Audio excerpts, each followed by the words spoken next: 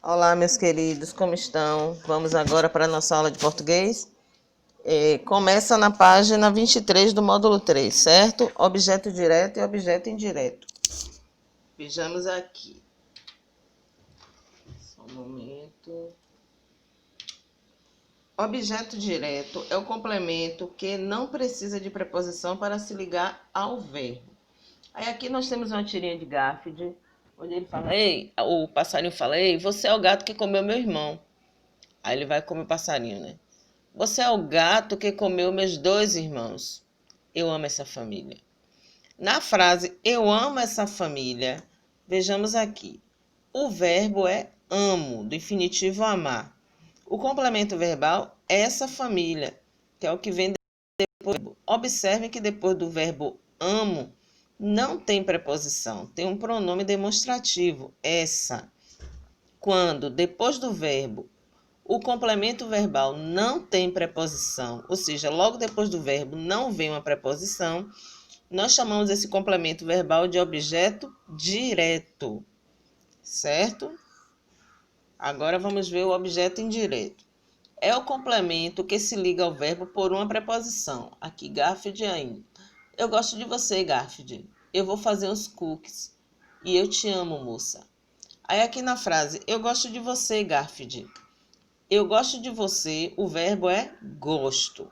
Complemento verbal de você. Logo depois do verbo gosto, vem a preposição de.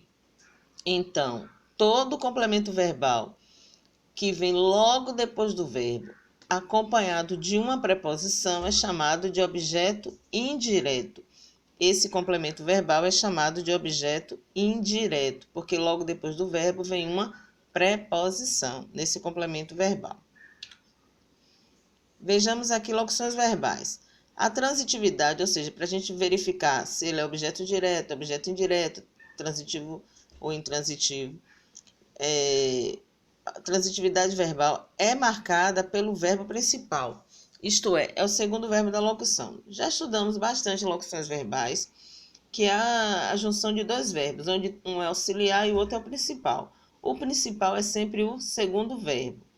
Você sempre vai ouvir que não adianta. Aí vai ouvir é uma locução verbal, porque vai é verbo, ouvir é verbo. Vai é o verbo auxiliar, ouvir é o verbo principal. Os dois trabalham juntos, então nós contamos como se fosse um verbo só. Vamos dizer que esse complemento verbal, que não adianta, é um complemento verbal objeto direto, porque depois do verbo ouvir não tem preposição. Tem um pronome relativo que. Então, eu não vou me preocupar com o verbo vai, eu vou me preocupar com o verbo ouvir, que é o verbo principal. Logo depois de ouvir, não tem preposição. O complemento verbal que não adianta, não tem logo depois do verbo uma preposição. Então, esse complemento verbal é objeto direto, certo?